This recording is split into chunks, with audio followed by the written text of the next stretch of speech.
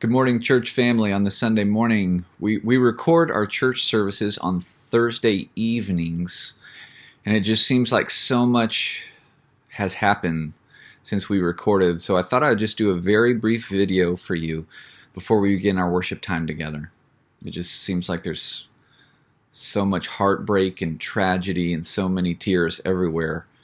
And our hearts ought to break at all that we're seeing.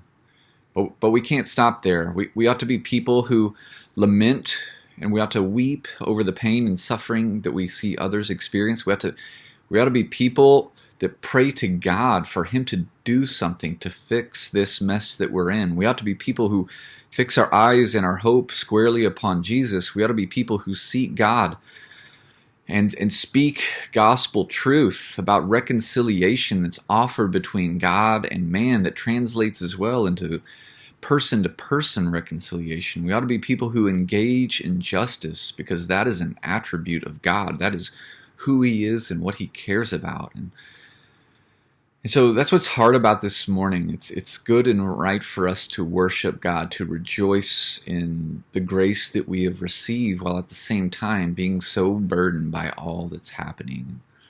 So I'm praying for you this morning. I've already been praying for you that you would enter into the disjointedness of this time. And so let's all do some soul searching this morning. Let us think and consider how we ought to respond in a godly way. But above all, let's pray to God and seek Him out this morning. May the Lord bless you and keep you. More to come.